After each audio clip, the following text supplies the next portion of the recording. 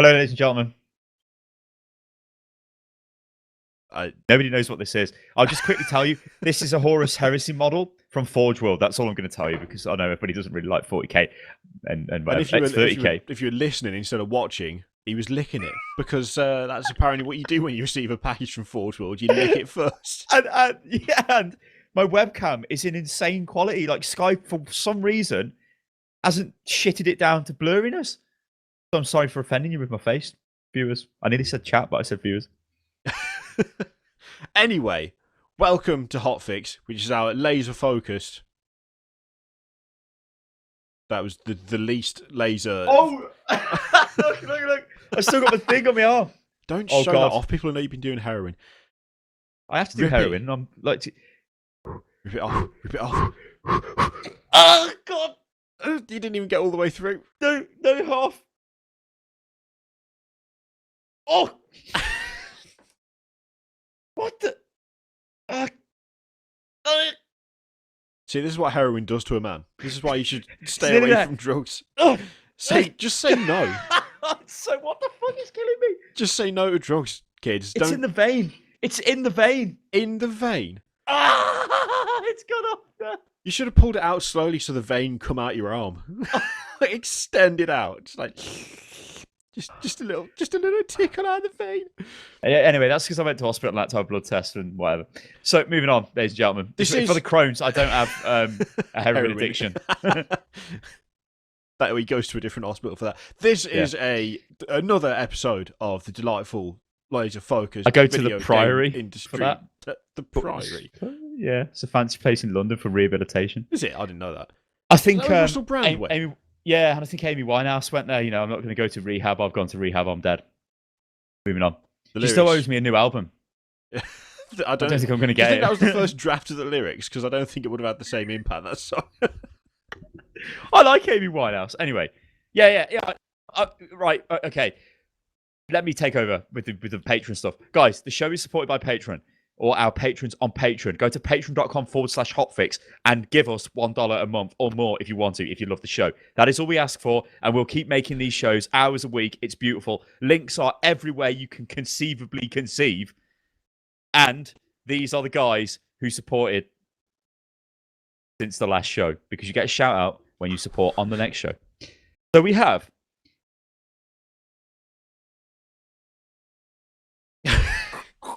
Chris Sturkber pledged $1. Thank you very much. See, $1. We love $1. I would Randy buy that Butternubs for $1. Pledged. Randy Butternubs. A new post by Randy Butternubs, and Randy Butternubs says, "I had to pledge after hearing Kiri say that KFC is disgusting. I'm not alone in my KFC disgust. Keep up the good work, lads." Well, I direct you to Twitter right now. At Unit Lost Gaming, I spent 12 quid in KFC and I had so much chicken, I'm going to die. But it was worth it. It was a reward. It really wasn't worth it. Hey, I had so much blood taken out of me, I had to have some sort of sustenance re-injected into me in the not gluttonous... Not filth chicken. I'm sure the chicken were raised in a humane way and totally not in battery pens in their own piss and shit. Moving on. Piss chicken. Skink... Oh no, Skink NZ, so I guess that's New Zealand. As pledged, thank you very much. A new post by Kittimer. Quality work. Well done, lads. Thank you. And then James Hadfield. James Hetfield, somebody. Who's that? Lead singer of Metallica. James Hetfield. So. Yeah. I thought so. It's not him, though. Maybe if it was, all that fuck Lars you were shouting on fucking Chunksmith, he's going to come over here. It's going to be words. I don't think Lars is ever going to support HotFix. No. Thank you for the support. And that wraps it up, ladies and gentlemen. So go over to patreon.com/hotfix. Support the show. It supports this show and it supports Pubcast. And it's fucking beautiful. And you're beautiful. And this came from KFC. It even says KFC on the thing. It does say this is not sponsored by KFC. It's also no longer sponsored by Monster either. You'll note, not a Monster in sight. Instead, I have a glass of I believe it's Ribena of some description.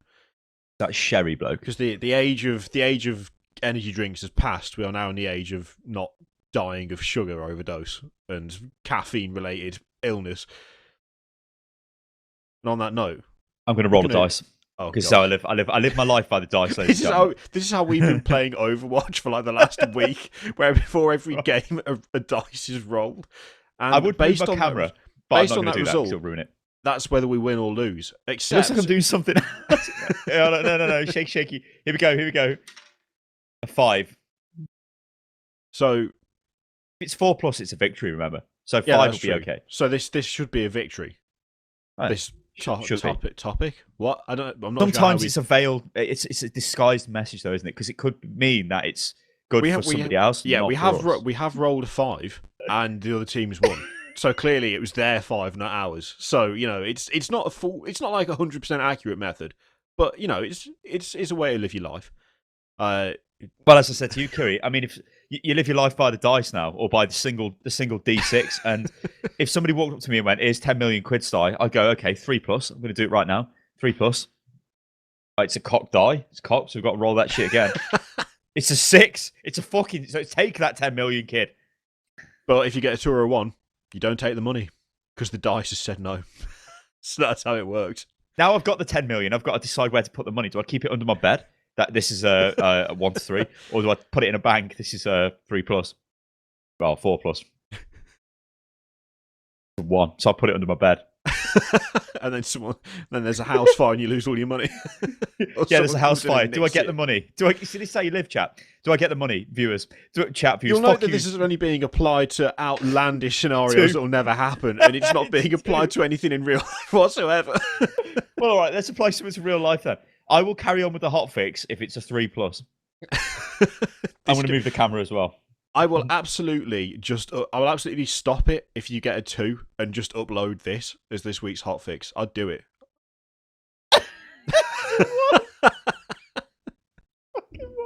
Oh god. Go on then. I'll see you later. Apparently you're allowed to ignore the dice if you don't get only if you roll a 3+. It was a 6, so yeah, I can ignore that there. I had a re-roll. It was twin link. A twin-linked hotfix avoidance dice. Anyway, let's have the first topic. Jesus Christ. So last week we talked about Dead or Alive Xtreme 3 and the fact that it was not coming to the West and how there's we had quite a good discussion about Japan. Remember? Yeah, all sorts of accusations and stuff going back and forth. Yeah, people were not happy about that, but it's fine. Don't worry about it. So Koei Tecmo have finally broken their silence, and this is via Tech Raptor, by the way, in more than a tweet, which may have been a non-representative statement now, on the Dead or Alive Xtreme 3 controversy that took over the gaming section of the internet recently. This is what was posted as their official response to the situation, both publicly and sent to various media outlets, such as ourselves. Them, not us. The comments recently made by an employee regarding Dead or Alive Xtreme 3 on the official Dead or Alive Facebook page only reflect that individual's opinion, and not the opinion or business strategy of Koei Tecmo Games. We remained focused on delivering the best in fighting entertainment to our fans around the world, even though this is about a volleyball game, while consciously respecting and strategizing to support the different global audiences the Dead or Alive franchise lends itself to. Dead or Alive Xtreme 3 remains in development and is still planned for release in Japan and Asia only.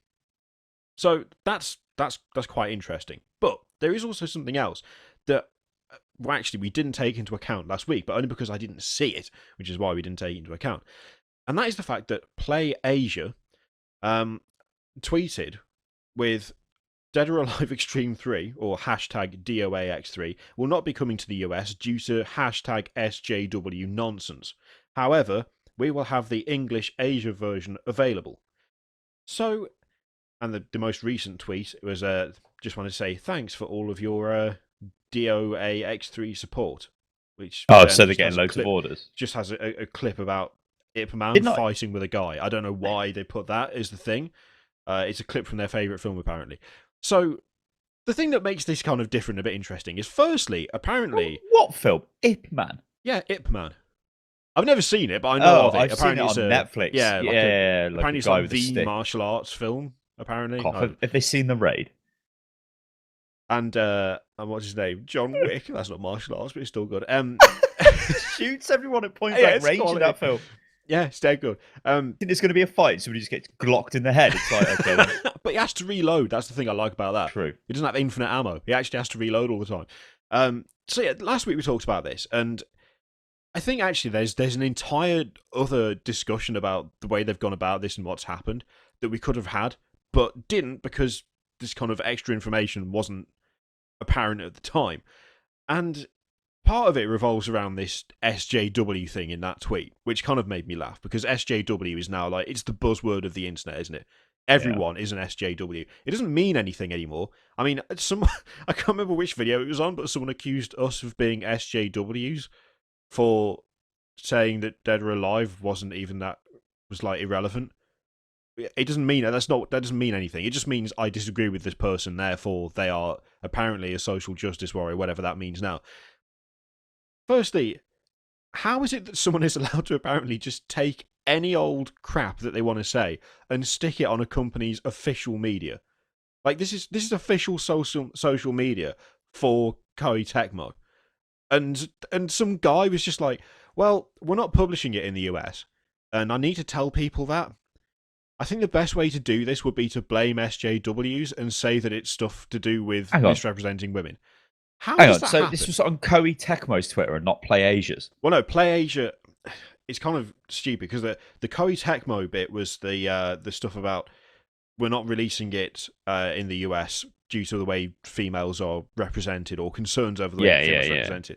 The PlayAsia thing, as far as I understand, they distribute it, and they said that it's like SJW nonsense. So it's like two different facets of the same kind of they've just gone for the buzzword bullshit to get their sales up, basically. But the person who's doing the Koei Tecmo game that's been banned didn't go exactly for not banned, for like but you know the buzz. I mean. Yeah, they didn't go for the buzzword, but they still went for the same sentiment of the buzzword.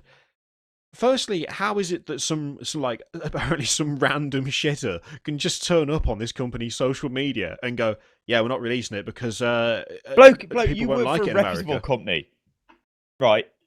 A lot of companies ain't. They're cabbage-ridden shitholes, and anybody just does whatever the hell they want. So yeah, I'm gonna say that this could probably be a result of. Well, no, it's from their US department, so you'd imagine that they would understand social media. Yeah, I could understand it if it was like the Japanese department and they didn't understand Western social media or something. I don't know, because I've explained as I did it on the last hotfix, where it's such an alien culture compared to what we've got. You know, actually, fuck this. I'm going to go into a rant blow. It's coming. Why is this even that much of a problem that this game isn't like that they've chose not to release this game because they know Western audiences won't buy the game, so it's not worth fucking selling it, basically. Well, how is that any different than a lot of like Western games that are not available in Japan? Or okay, there might be in roundabout ways, because even this game is still available in the West in a roundabout way, but you don't see Japanese people flocking to buy fucking Skyrim or something. Maybe you do. I'm going to Google it. That's not a JRPG, is it? Yeah, I know there was an interesting thing. It might have been I'm not going to Google it. Fuck it. If I'm wrong, just correct me, chat. There was a thing, and it might have been about Skyrim, where they said Skyrim. It was something, but once the Japanese market realized you could play in third person, the sales went right up because for some reason they want to see the character in third person. Like first person was like all weird things like that. I don't know. It's weird. Yeah. I don't want to talk about it anyway. Fuck it. I don't care, bloke. I just don't care. This game's shit. It's crap. See, Nobody would buy it. Who cares? The things at the only this people point... are buying it. The only people are buying it are people buying it off PlayAsia, and PlayAsia are just taking the piss on their Twitter, going, "Ha ha, yeah." I mean, I even said last week you can just get it off PlayAsia because I know PlayAsia is a place where you can get all the fucking because what's that? Xenoblade Chronicles, yeah. That's just come out in the West, but it's been out for months in Japan and God knows where. So you could import a copy if you really wanted it, and that's where you get it from. Well, see, this is where I was going. Where like last week we talked about, maybe it wouldn't sell. Maybe the reason they're not publishing it is because they know that it wouldn't do well and it'd be a waste of time to do the localization, all that kind of thing. At this point, the fact that they use the SJW term, the game was never going to be sold. No. They had no intention of selling it. for whatever reason, the reason is probably just that they didn't think it was going to sell well, and so they weren't going to sell it. But Yeah, of and they course, just covered it up. what's the best way? What is the best way to get attention to a product that otherwise no one would give a shit about? You make it controversial, don't you? You make it some sort of big issue. And at the moment, the whole thing with, women are being misrepresented in video games, all the Sarkeesian shit, all this SJW crap that's going around, that is the buzzword. That is the thing to talk about. So if you go to social media, It's also a great defense. SJW's made us cancel the game. There's no evidence for that whatsoever. Show me any shred, any single small, minuscule shred of evidence that there was some sort Well, of it's not cancel, but sell it in this region. Yeah.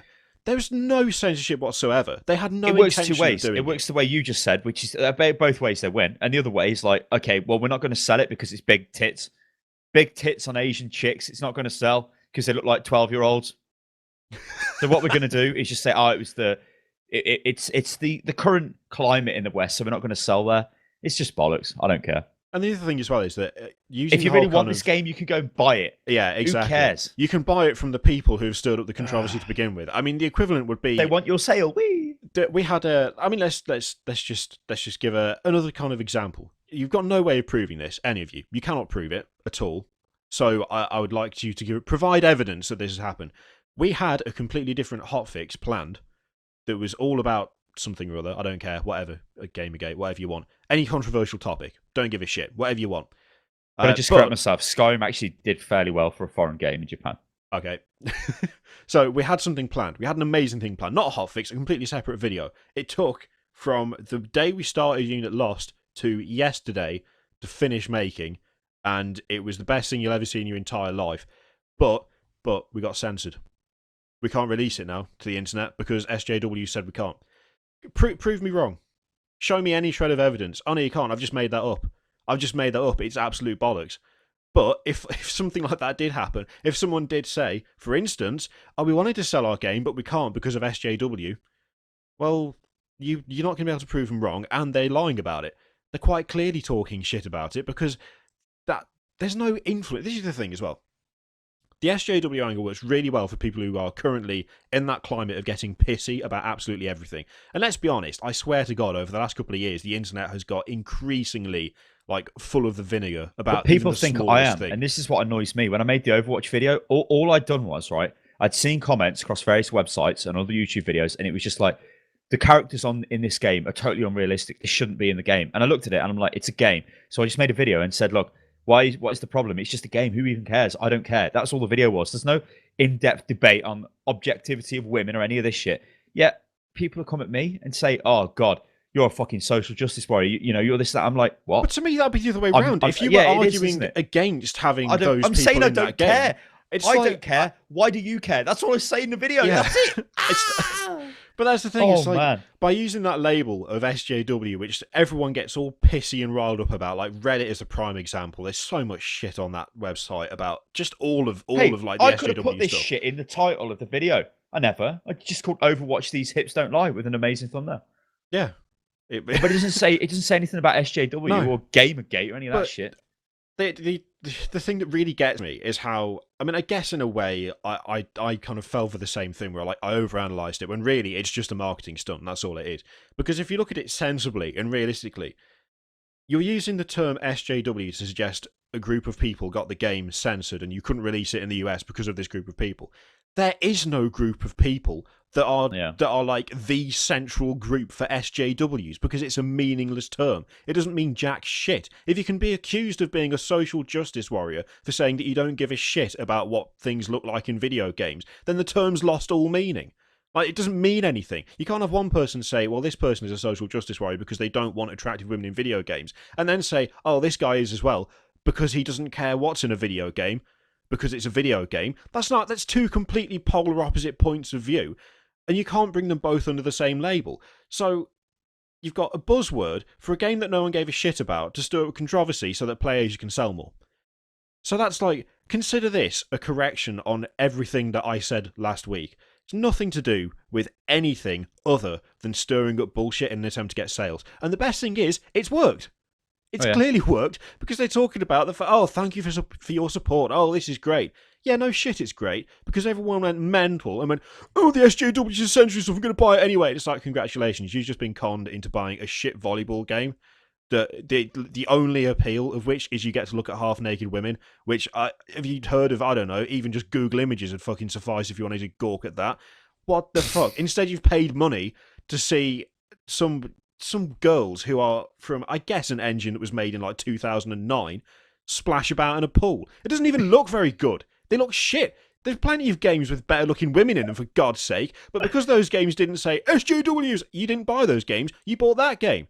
So well done. If you bought it, you're officially an idiot because you just completely fell for the whole thing. I mean, I can say that because I didn't buy it. I just misjudged what they were going for. But now I'm not misjudging it. Now I'm just saying it is just marketing, nothing but marketing, and you've been suckered. And perhaps you should stop taking shit so seriously. Maybe. God damn it. Anyway. I hate all that shit. I don't care. Yeah, just crap. I don't give a fuck. I'm sorry, there's more pressing matters in the world than this going on right now.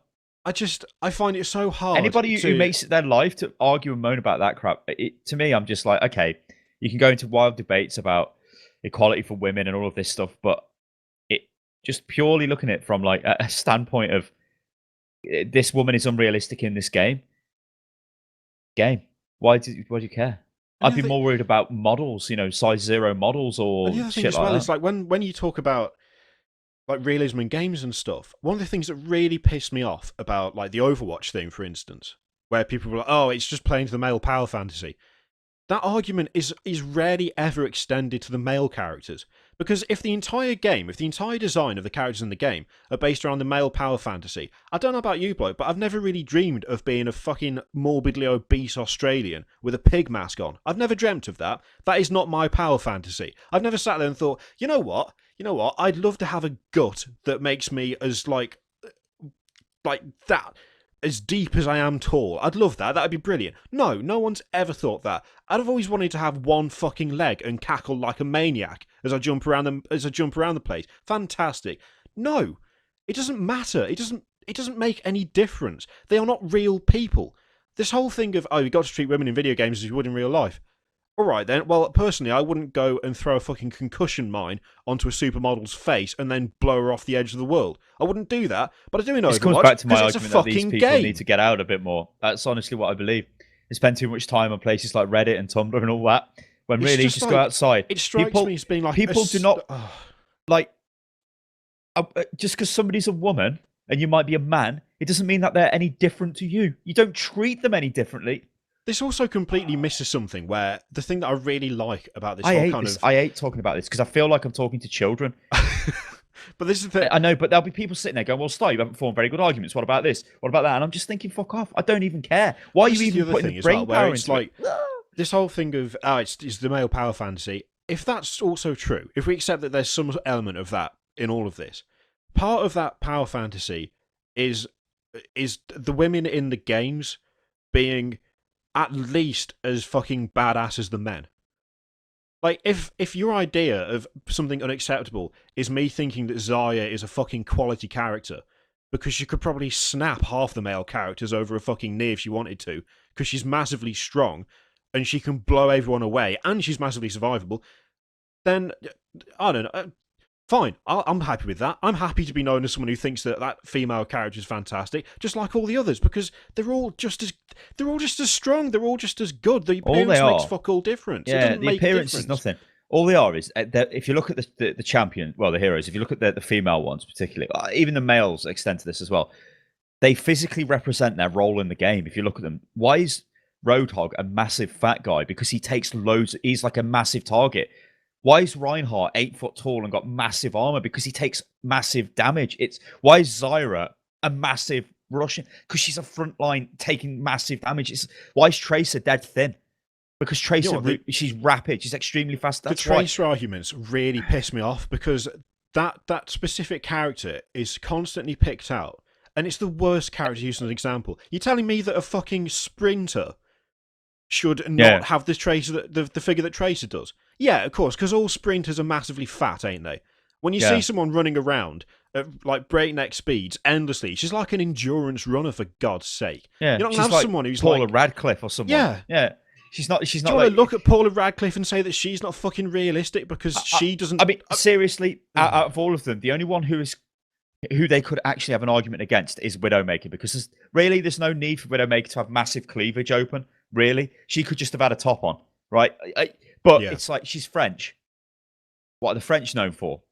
When she talks, she's got a very, like, she's like, what's the word I'm looking for? I always think seductive. She's like seductive. Yeah. She's like, what does she? I forgot what she says, but she's like, what's the French hello? Goodbye. Au revoir, that one. Bonjour. She goes bonjour, like that. Bonjour, like for hello. Yeah. Bonjour, and all that shit. So that's like her character, and it's okay. That's fine. Listen. Oh god, let's just get me out of here. I don't want to talk about it. It does my head in. Yeah, it really does my head in. Guys, you can leave comments below and whatever on it, but it really does my head in. I know everyone's got their opinion, and we obviously want people to put their opinions forwards, but sometimes when I read the comments, I just want to say to people, go outside. I do. You might laugh at me for that, but I do, and I'm just thinking, nobody acts like this in the real world. I don't know anybody who acts how these SJWs are claiming, because the way girls and women are represented in games, that there's this vast horde of men who just go around and objectify women as these things for them to abuse and do as they will with. I don't know anybody. In fact, most of the women I know fucking dominate the men. I sometimes wonder if there's like some sort of massive cultural gap whereby, like, there's for instance, there's a lot of stuff that, especially on like US centric websites or US centric subreddits, where I read it and I think, I don't know what you're talking about. Yeah. I've literally never experienced that. I wonder if this is another one of those things where there's like a certain group or a certain culture that is more attracted to that way of thinking than others. Because I will say as well that a lot of the feedback that you get from talking about this kind of thing, there'll be references to specific cases or specific instances, and I've yet to actually have one put to me that is this country, that is like something that's come out of England or the United Kingdom, something that is specifically related to the area and the culture in which I've grown up. And I kind of wonder how much of it is down to, it's powered by like a group from a certain area of the world, and either people get sucked up along with it, or alternatively, like us, they kind of sit there going, I don't know, what the fuck are you talking about? That's not an issue. Why is that an issue for you? It's not an issue here. Like, I don't understand where you've got these examples from, because we don't have those examples. If there are, we just don't have them as frequently, and so they don't, we don't hear about them as much because they're not nearly as widespread. I don't know.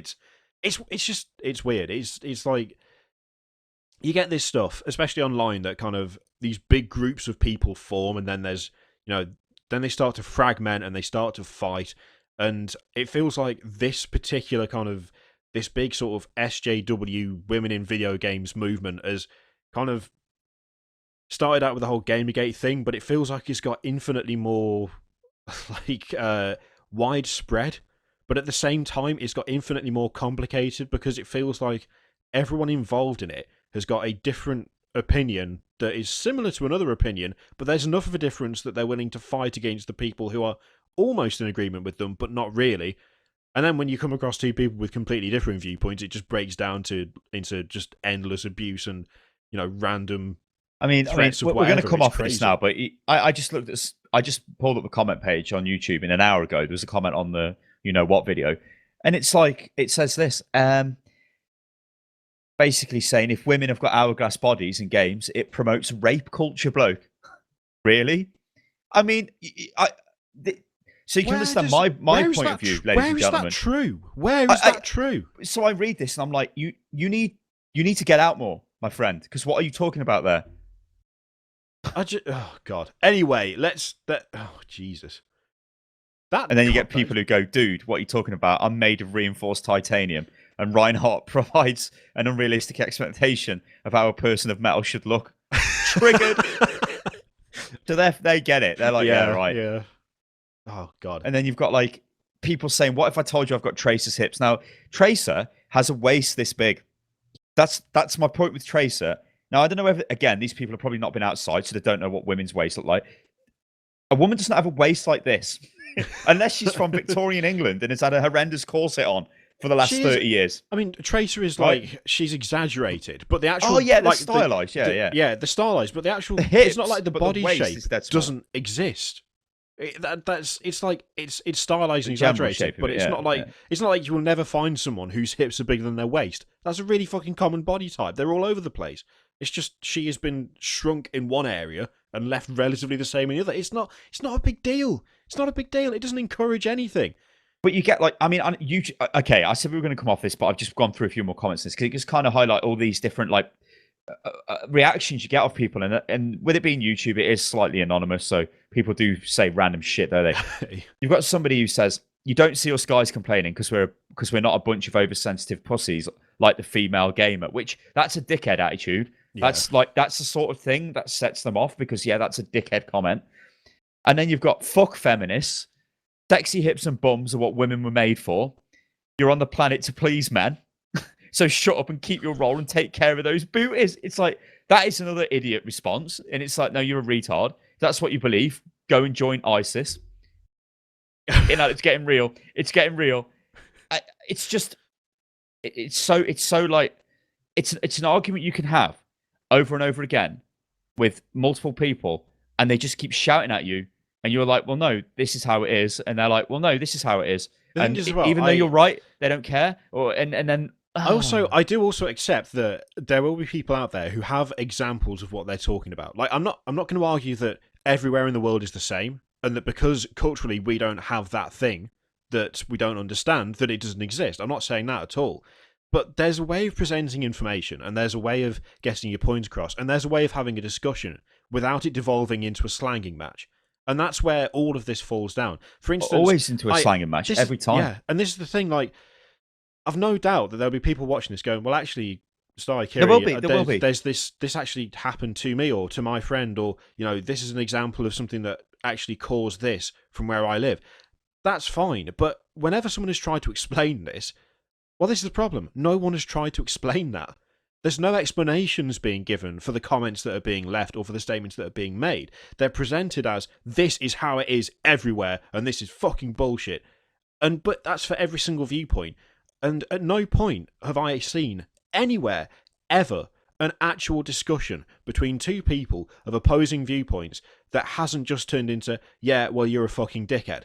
Because no matter where you look, like if you go to Reddit, if you go to, Kotaku in Action or whatever, the two occasions I've had cause to go to that subreddit whilst looking stuff up for this show, there's no discussion. It's either everyone agreeing with one point, which I have no experience of, or it's one person disagreeing with that person, and then everyone crowds round and says, you're a piece of shit, you're disgusting, fuck you, get out, oh, fucking Gamergate, whatever.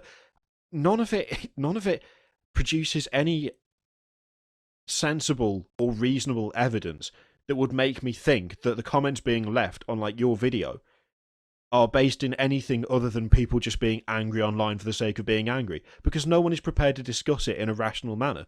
And it's very difficult to bring yourself to think like someone else when their method of trying to convince you is to scream the same thing into your face over and over again. Like if you're having a discussion with someone on the street and they start shouting at you about how all of this is terrible and it promotes rape and oh my god, I'm not going to sit there and go, oh yes, you make a good point. I'm going to be like, get this fucking nutter out of my face. They are screaming at me.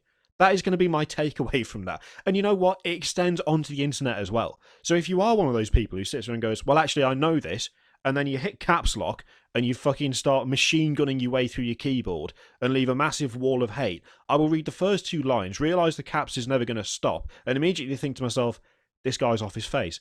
And then I will disregard what you've said. Because funnily enough, shouting at people, getting angry, swearing at them, telling them they're a Nazi or a feminazi or an SJW or everything you believe is wrong or you are a rapist by collusion with the fact that these characters are in games, I'm not going to come round to your way of thinking. I'm just going to think, this guy's fucking lost it and I'm not interested anymore. Goodbye. And then I'm going to leave.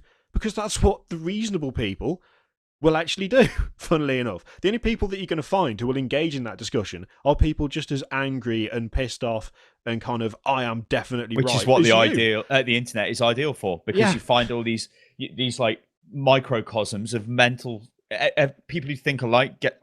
Why are you guys watching us? Because you kind of think how we sort of think. But you take that to the extreme, and you for some reason think rape fantasies get fucking promoted in any game with any woman that looks attractive, then you'll find that you just can Google for it, I suppose, and find an idiot forum to join, and away you go. Yeah. Christ, it's not real, bloke. The internet is fucking weird. And Yeah, it'd be a off lot this less topic, weird it's killing if me. you all stopped being weird on it. Stop it, for God's sake. Anyway, let's go on to something far more cheerful. There's been a fight, bloke. A manly fight. And it happened backstage at an esports tournament. And then it was on social media triggering me as well. Get triggered. Yeah, this is. Yeah. So this is. Oh so dear. funny. I'm laughing about it, but So but... I'll just read this out in case you missed it. You probably haven't. It's been all over the goddamn place. An esports writer and a prominent professional gamer were involved in a backstage fight at a major event this weekend, and today both accused the other of being the aggressor and reigniting the conflict in social media. This weekend, organisers at Dreamhack Winter 2015 in Sweden acknowledged that Jonathan Loader Berg, a Dota 2 pro, and Richard Lewis of Breitbart, I recognise that, but I don't know where from, were involved in a verbal dispute that escalated into a physical confrontation. The statement was signed by Lewis and Berg as well. The two had to be separated by Dreamhack staff. Both said they were assaulted. Dreamhack says police were called to the scene and statements were taken, but it appears that no charges were filed. The confrontation seems to have arisen from an insulting tweet Lewis sent on Saturday about Berg's girlfriend. So, basically, what happened here is Richard Lewis, as his name is. Well, that's just his name. I don't know why I said it like that. As his name is, yes. So-called Richard Lewis. He found a sign at the end of one of the days at Dreamhack that someone had been holding up in the crowd. And it had the name of another player on it, a pro player. He took it away with him. The following morning, he tweeted the picture of the sign, saying that a groupie had left the sign in his hotel bedroom.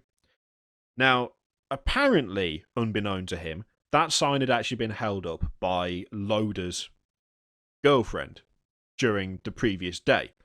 He says he didn't know this, but apparently he's fairly well known for being slightly, what's the word?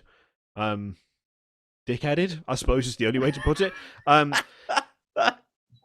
so... Dickheaded. So... Hang on. So he took this bloke's girlfriend into his room and had his way with her. No, he's suggesting that he did. Okay.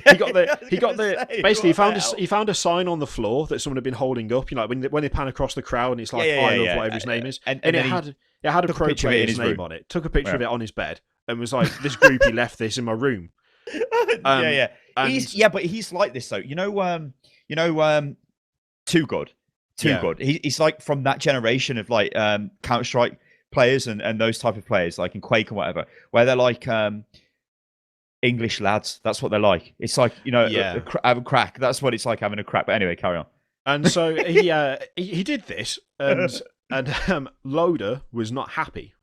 Probably understandably, because it will have looked like he's gone, I just shagged your girlfriend, which, as jokes go, doesn't tend to be all that funny, really. Yeah, but it's still funny though. I'd laugh at it. It's funny I think it's probably funnier if you're an English lad. If you're anywhere else in the world, it's probably just an outright insult. And so it was like, "What are you taking the piss, mate?" Effectively, come meet me around the back of the bins or backstage at Dreamhack Winter 2015. And so they met up. Loader apparently got a little bit upset at him and was like, "What the fuck are you doing? What is this about? Are you suggesting that you had your way with my girlfriend?" And Lewis's response was to grab him by the throat and throttle him, apparently. Now, I was reading all of this, and of course they've both gone on social media, and one's like, "Oh, he was in my face." The other one's going, "Oh, I never touched him. He just strangled me. Oh, but he pushed his forehead into my nose, so I strangled him. Oh, the police were called. They said it's his fault. Oh, no, actually, they said it was the other guy's fault. Blah, blah, blah, etc., etc." Reading all of this, neither of them come off very well, because what they could have done is just gone, "That was a bit of a shit joke," and not try to confront the guy. Additionally, if someone is in your face, you're better off not throttling them, because I don't think in the history of anything has the defensive choking someone been a legitimate excuse. Like, if you push someone back, or if you maybe punch someone, that's like, but if you a grievous bodily harm. if you yeah. I've never once seen someone. Well, he started attacking me, so I was forced to wrap my hands around his throat and throttle him. I've never seen that. I've never heard of that being a thing. It's just. I mean, no, surely you at this don't point, do that. Hey, if somebody's coming at you like that and you're going to strangle them, they're not coming at you. You're strangling them first. You're like, you fucker, and you go out and give them the good strangling. Not that I've ever done it, but like, if you were being attacked, you would restrain them. You would like deflect them. You wouldn't grab them. And I don't know. Maybe he's a judo master. One of the things that makes me laugh about this at the bottom of this article, both men indicated that this weekend they were persuaded not to discuss the incident further, particularly with their social media audiences. Both say the other violated that agreement, necessitating these elaborate statements today. So I mean, they had what sounds like. Yeah, Breitbart is what he writes for Breitbart. He's an esports journalist. He wrote for loads of websites in the past, and I think hasn't he been kicked off all of them? Like, I think he's just a dick, like he's just like a argumentative style. I mean, we actually seen him in the in real life. It was Insomnia, one of the Insomnias before Counter-Strike Go came out, and they were going to do a demonstration. He was one of the shoutcasters for it, I'm sure he was, but the game never worked because I remember Valve had a problem, so they didn't show it. And I remember us sitting there like, oh, we wanted to see the new Counter-Strike. But I mean, his article here, this is the sort of thing you get off this geezer. It's just, who would be like this in traditional press? I'll read it off to you because you'll probably be able to give me an example of this. So he's talking about the way blah, blah, blah, women in esports and all this shit. This is in an article which is titled, "You're no one until somebody accuses you of assault." On Breitbart, it's like, okay. And he says, that title already is rubbing me up the wrong way. Yeah. Even as of this weekend, the same tired voices were rallying against the use of the word cunt, ignoring any cultural differences and branding its use in any context a form of hating women. In 5 years, there will be financial incentives for men to self-neuter. In 10, it will be a crime to have testosterone. Like, that's the sort of... So who writes shit like that? It's like from the Sun newspaper. Yeah, it's like that's reactionary what it's like, sort of... Yeah, it's crazy. Like tabloid shit. That's what he does. But that's what he does, though. I have actually gone to the article. Yeah, and found it. So I'll switch over. Okay, so...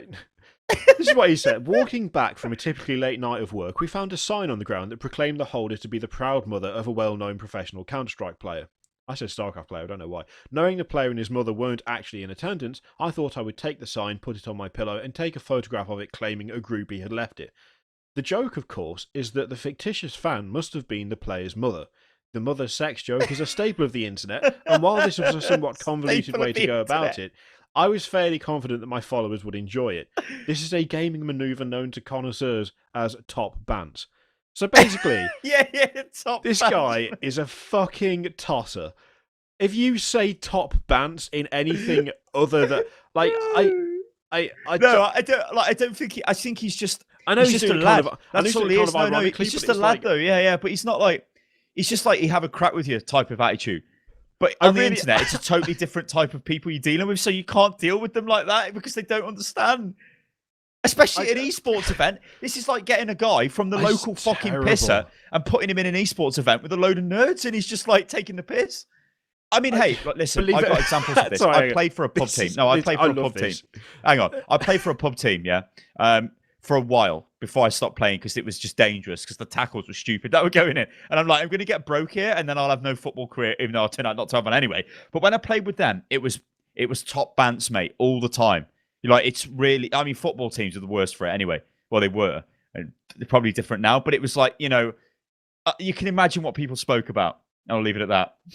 This is... the Archbishop of Canterbury. So...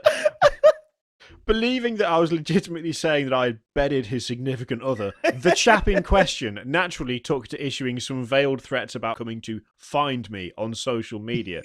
Find me. Keen to get whatever childish nonsense was about to ensue out of the way, I replied that I would be working on stage, which he would not be doing, as he had been eliminated from the tournament the previous day. Top bands, mate. Yeah, Top bands. Top bands. And then he says, provocative, I know, but I couldn't help myself. Maybe you should. I also urged him to do whatever he planned quickly. It's funny. This was as much about I wanting like this to get guy on now. with the show as it was showing I am not someone who will be intimidated. Because you'll apparently start throttling people around him. That's what you know. Too Good said a thing. This is pretty funny as well. It's when they used to do like a StarCraft show because they had like some sort of production studio or something. It's when they split up the StarCraft players into their own booths. Yeah. Right. And he was like, I don't like this because in my day you'd be in the same booth but locked together so you couldn't see each other's monitor. Like, but it meant you could shout abuse at the other person. And he said I'd totally sit there like, and I'd say things to him about his wife. You know, I'd be like, I've had your wife last night or something like that. But this might sound ludicrous, but this happens. It's part of sport. Well, it's just like trying anything to unsettle the opponent. Like this in football, thing, though. If you were playing on the pitch, you would talk to people and like laugh at them and say things to them like that was shit, mate. You know, or like take them aside. And it's like, but this is where they clash because I can imagine this guy. This is the thing. It's like reading this. I'm not going to lie. It is quite funny because this is the kind of. But this is the kind of thing that I would do to you. Like we do it to each other on Twitter all the goddamn time. We'll do it to some random guy. We'll do it to certain fans and stuff if they send tweets to us. We'll do it on the stream, in videos, whatever. I wouldn't do it with some random guy, right? I wouldn't just be like, yeah, well, if you want to come and see me, then do so since you've already lost your game. Like to some pro player that you like, that's not something I'd do because I'd be like, I don't think this guy's going to get this joke. I'd maybe think about it a little bit more, but. Unfortunately, out of the blue, I was treated to a confrontation with his girlfriend, which drew the attention of Dreamhack staff. Asking what it was about, I explained that the couple had been stating their intention to locate me and perhaps instigate what we in Britain refer to as a kerfuffle. So, I don't know. It was at this point the bloke himself showed up, full of swinging bravado, demanding, what jokes have you been making about my girlfriend? I suppose there could be some criticism levelled at me. I could have walked away, but I chose to stand my ground. He took a step closer. I didn't move. Closer still. His head was pushed towards my face. No one was making any effort to step between the two of us. At the point I felt contact, instigated by him, I instinctively pushed my hands out and they caught the closest part, his lower neck, to keep him at bay. It's like, what? It's really daft because this is what it's just a scuffle at the local piss up it bar. Really basically is. It happens every night. It's like what? It is basically that tiny pathetic fight that you see happening outside pubs on a Saturday night. Usually by a bin. It's usually by a bin that it happens. By a bin or like an overturned table because someone's got a bit shouty, got a bit out of control, and you got to calm down. Oh mate. You want to fucking calm down, mate? You want to calm down, mate? You tell me to fucking calm down, mate. That's basically what this is. But the thing is, one of them is a pro player, and so he's got a big social media audience, and he's got a community that rallies behind him. The other one is apparently known for being a bit of a dickhead, and he might be being a lad and being the Archbishop of Banterbury, but not everyone wants to meet the Archbishop of Banterbury. Some people just don't get that sort of. They're not in with that humour. They're not English lads. They're not English it's lads. Only an English lad who gets it. Yeah. So yeah. It's like it's just in betweeners. Daft. In betweeners. Yeah, they released it in America. It did shit because nobody understands it because that's just Banterbury shit. Bus wanker. Yeah, it's just they would be like, "What's this?" It's where he puts his face in the ant nest. It's just daft. Like it's funny to read through, but I will admit I can absolutely understand why people are getting pissed off about the article that he's written because there's an art to writing smug. Like columns, and he's good at it. There's an art to it. You've got to really be able to come across as like extraordinarily smarmy whilst also being right. It's like not only am I right, but as you can tell from the style of writing, I am intellectually superior to my opponent. So really, all of this is entirely his fault. What is a man to do? When a man does not take a joke as it was intended, what does a chapter do but to defend himself? Surely the blame lies entirely with my friend over it. It's that kind of fucking House of Commons, the right honourable gentleman brings up good points, except he's wrong and he's a dickhead, and this is why. And it's that style of thing. But I will say the way that he wraps it up, where it's just like, oh, but people are crying about bullies. We live in an age of crybabies and all this stuff. It's like, yeah, it was really just a stupid fight that was really easily avoided. But both of you thrive off social media attention. And so what you really want is people talking about it, which in a way they've got because we're talking about it now. But in a way, it's funny and it's also quite bad because it's just like, I'd imagine Dreamhack not happy about this. They're not going to be happy about like a kerfuffle, a minor fracas at the backstage at Dreamhack Winter 2015. They're not going to be impressed. In his 10 years in esports, right? I've been threatened a lot of times, but then he says this, right? One time, a group of players in an amateur Counter-Strike team spoke openly about how they were planning to stab me at an upcoming event.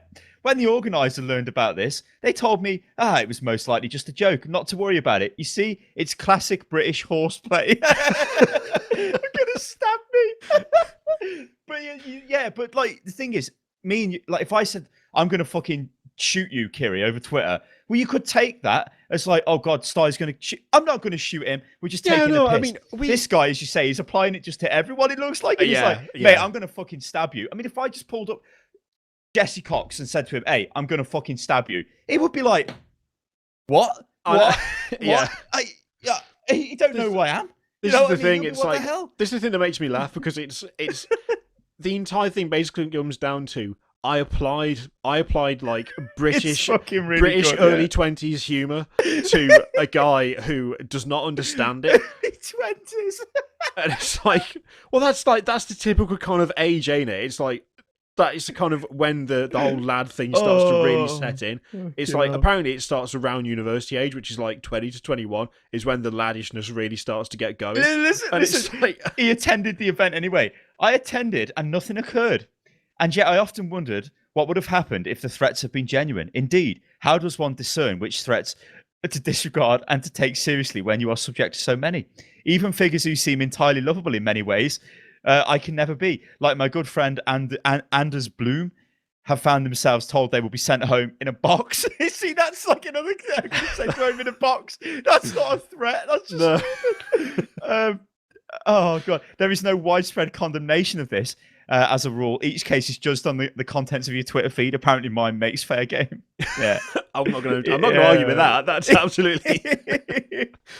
But here's the thing. I think it's one of these things where this whole thing has been massively blown out of proportion because it's a guy making an offensive joke, which is fine if you know that it's an offensive joke. Like, that's the point. That is the whole point behind it.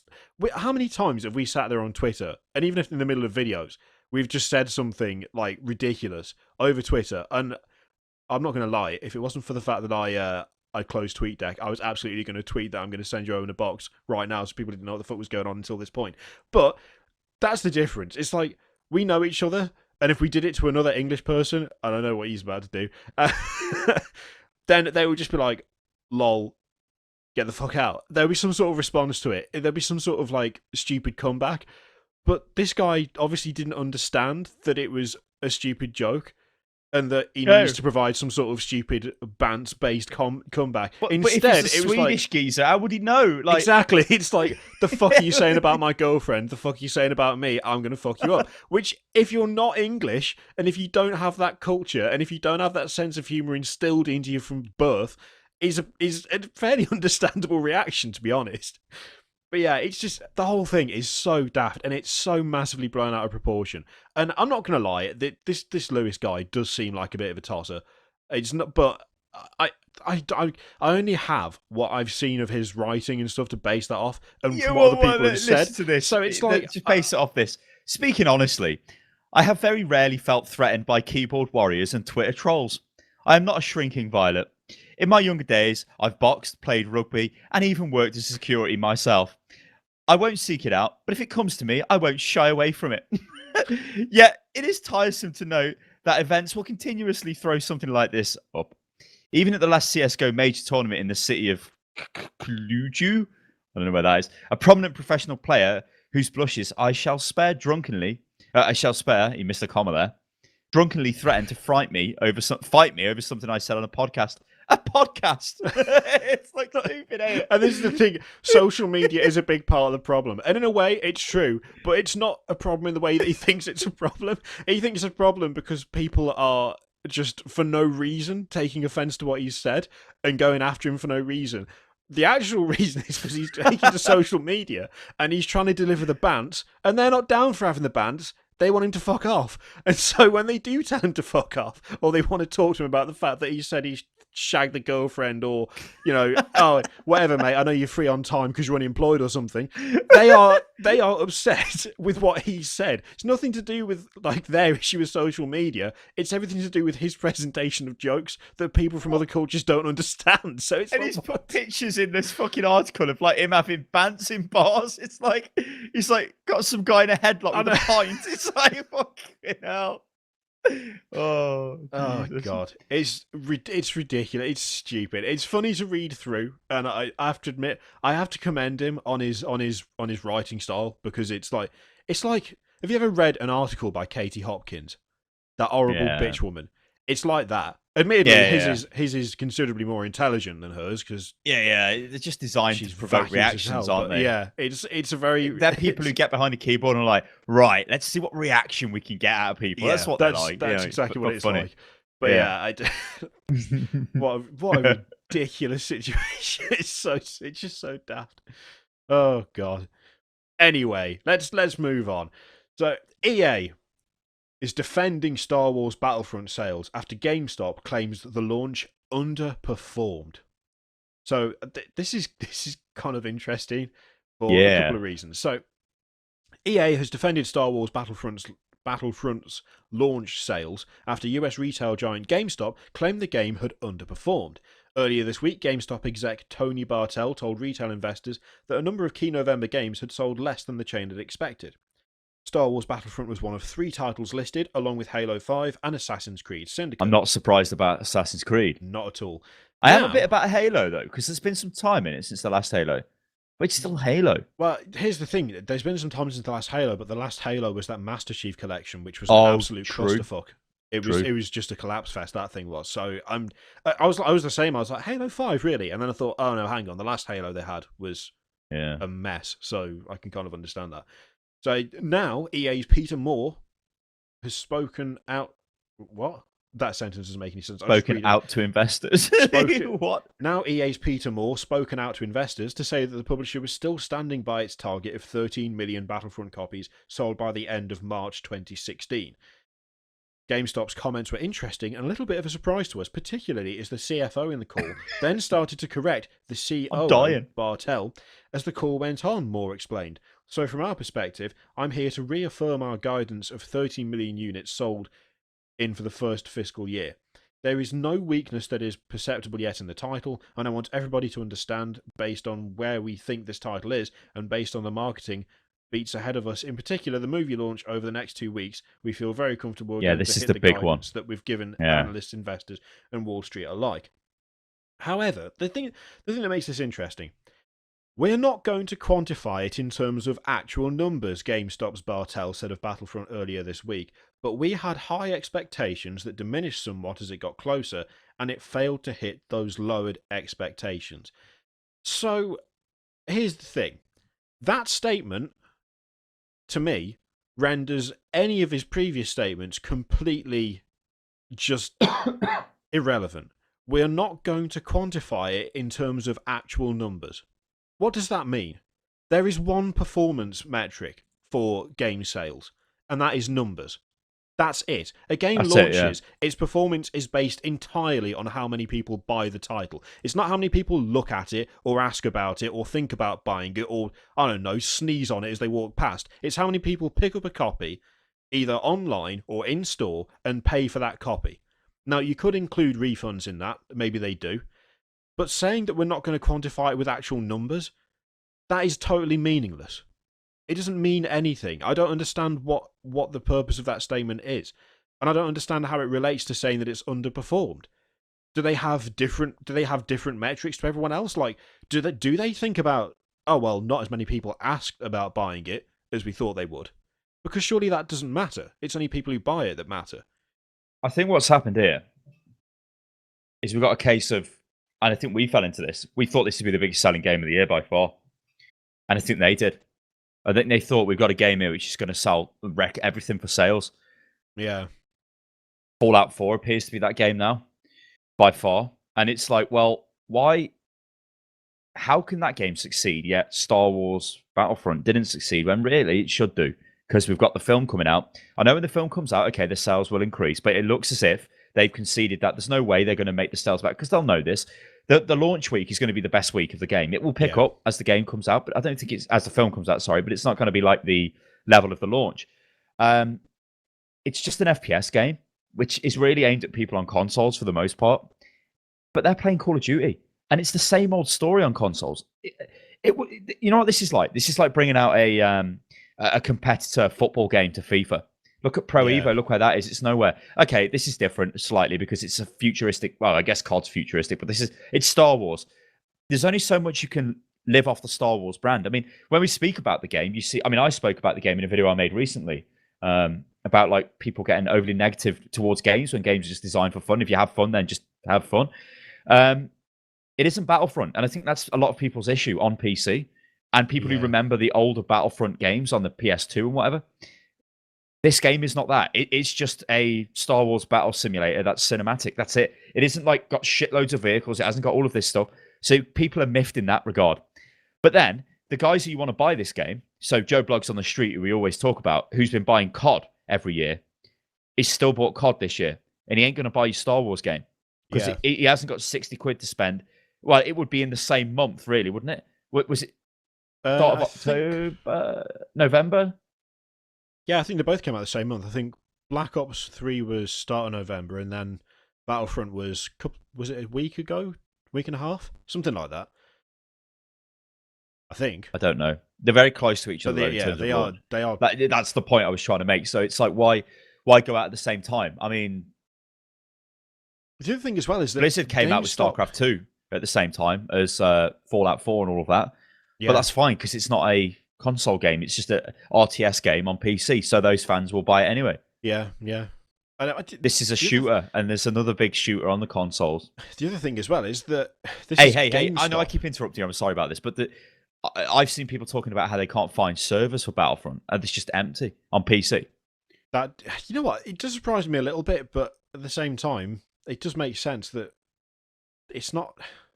I don't know. I don't think there's ever a good time to release on PC, but trying to release a first-person shooter at the same time as COD does seem like not the best decision. But then COD comes out every year, so how are you gonna work your way around it?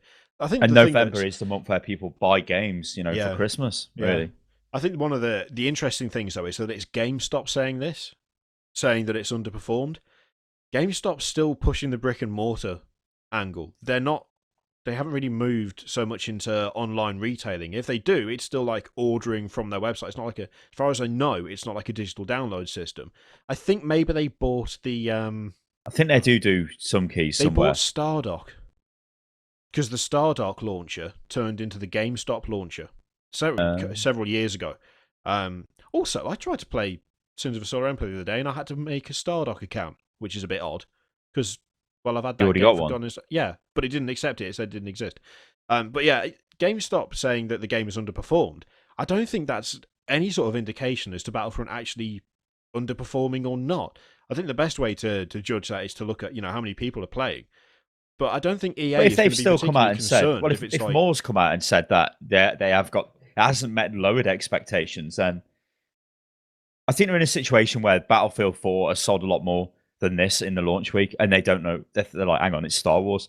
We've been given this hallowed franchise by Disney, and we're telling them it'll be the biggest selling game of the year, and they're looking at it going, why is this Fallout game destroyed us, and why has COD destroyed us, and FIFA, and everything else. I kind of wonder if if it isn't just because there's actually a bigger disconnect between like fans of Star Wars and fans of the type of game that has been produced. Like whether it's a case of it's not so much that people aren't buying it because they don't want to play a Star Wars game, as much as it is, well, I don't really want a Star Wars game where I'm just running around shooting people.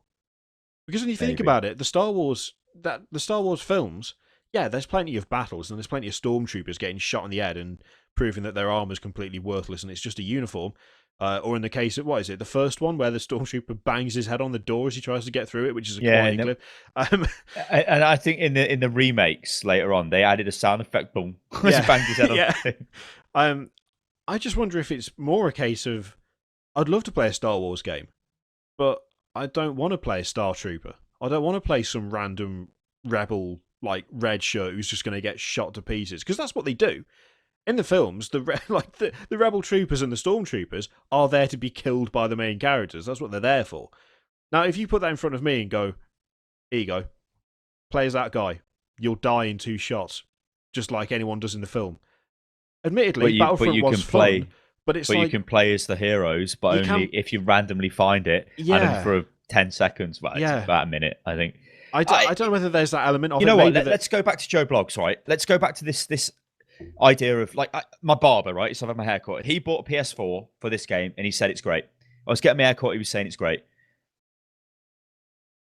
It was aimed at him, right? But he's just like, he's playing it on his own. Think about it this, right? Think about people playing console games. What happens if their friend comes around? Or somebody, Joe Blogs again, is playing Battlefront, and he's explaining it to his friend, right? They're not like us. They're not gaming connoisseurs. They just understand games. And then what they're basing this game off is other FPS games they've played on their Xbox or whatever, which is probably COD or even Battlefield, yeah? Yeah.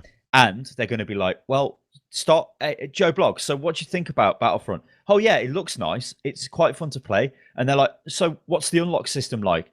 It doesn't really have one. It does, but it's very limited. Hang on. COD's got unlocks coming out of its arse. So is Battlefield. You know, what game modes have we got? Not a lot. How many maps we got? Not a lot. And they're like, well, why am I buying this game? Unless I am just a diehard Star Wars fan. And I think that may be what kippered them. I still believe the game is quite fun to play. It's mindless and it's nice and it looks really nice on PC. It sounds amazing as well. It's so, like, superficial. Yeah. Once you get past that, once you get past the whole, wow, it's Star Wars, you're just like... Yeah. And I wonder if that's not part of the problem as well, that it's not got a huge amount of content. You'd only really go for it if you're a Star Wars diehard fan. And if you're like someone like us who, let's face it, we've been kind of spoilt for quality Star Wars games in the past. When you look at like Jedi Knight, the Jedi Knight series, when you look at what is it? The thingy Galaxy. What is it called? I've forgotten the name of it. The old RPG from God knows how long ago. That's gone. Even to an extent, the Old Republic, it's not bad, really. And you've got all these options as playing as like bounty hunters and Jedi Knights and Sith and all that shit. And then you kind of put Battlefront in front of me. And it's like, I liked the original Battlefronts, but I'm not sure I'd like them now. And yeah, the Battlefront, I think people don't realise. Yeah. They're like, because really, Battlefront 2, okay, it had a lot of maps, it had a lot of vehicles and whatever, but it was still, really, I don't think it was that much different than Battlefront is now, apart from now, it just doesn't have a lot of the, like, it's obviously limited in content. That's the major killer, right? It's not really that much different, I don't think. It was never really a competitive game, was it? It was just a fun, I'm playing in Star Wars. You know, I remember playing I used to like the Clone Wars thing on the prison planet thing, where, you know, where they make the droids. Yeah. It's not a prison planet, I don't know what it was, but I used to like that, really enjoyed that. I used to play that quite a bit, but yeah. It's like when you kind of it's too superficial, it's too expensive as well, I think, for what they're giving you. Because you see this all over the place, right? The game's too expensive. If I said to you I paid 50 quid for this game, and there's only 4 maps, and there's only, like, you know, a bit of content, and you're going to play it for a few hours, you probably ain't going to buy it because you spend your 50 quid on Call of Duty if you're an FPS fan. Yeah. And the other thing is that I really think that, in a way, I'm not going to say it's like it's a waste for it to be set in the Star Wars universe. That doesn't mean it's a Star Wars game, so that doesn't make sense. What I mean is there's like a wealth of material for Star Wars. There's so much that is covered in the films. There's so much that's covered in the Clone Wars TV series. Yeah, the books as well. Yeah, there's loads of books. I mean, I know they've taken quite a lot of the stuff out of the official canon, but there's so much out there, and it's such a vast place for you to set stuff that my imagination is not sparked by the idea of being a stormtrooper on Hoth. I've already seen that. It's in the film. I've done it. I've been there.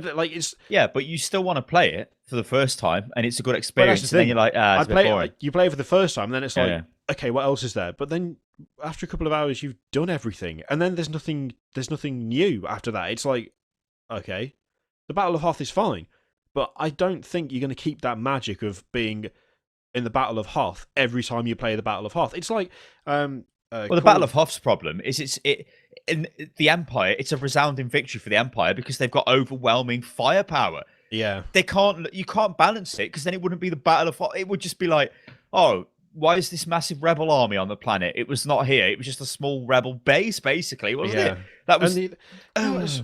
What was it? Oh God, I've lost my train of thought now. It's something to do with Hoth. Well, I'm sorry because I interrupted you, but I said this in the video I made on the just the fact of playing games for the fun of them. With Hoth, it's great the first couple of times you play it, but then after that, and I think everybody does this, you start to min-max in your head. You're like, okay, so where can I go now to do this? What's the most effective thing to do? And you realize very quickly that the Empire has such an advantage for killing you as you spawn, especially in the middle of the map. And then as you get towards the end of the map, it's just an open killing field. I mean, you even said this to me. It's like the rebel tax to play as the Imperials. You have to play as the rebels and get killed to then just kill everybody as the rebels, and that's what it feels like as the Imperials. That was it. Like when you play Hoth for the first time, and it's like, oh, but this is awesome. I mean, I'm on Hoth. I'm fighting on Hoth. This is quality. I'm likening it in my head to I think was it Medal of Honor? I think it was Medal of Honor that did the D-Day landings. Yeah, Allied Assault. I think it might have been Allied Assault. Yeah. The first time I played that was an amazing gaming experience. I was like, oh my God, this is brutal. Like, this is really brutal. It's so easy to die, and it's like there's death all around you. It's like I played that level once, then like a few months later, I played it again.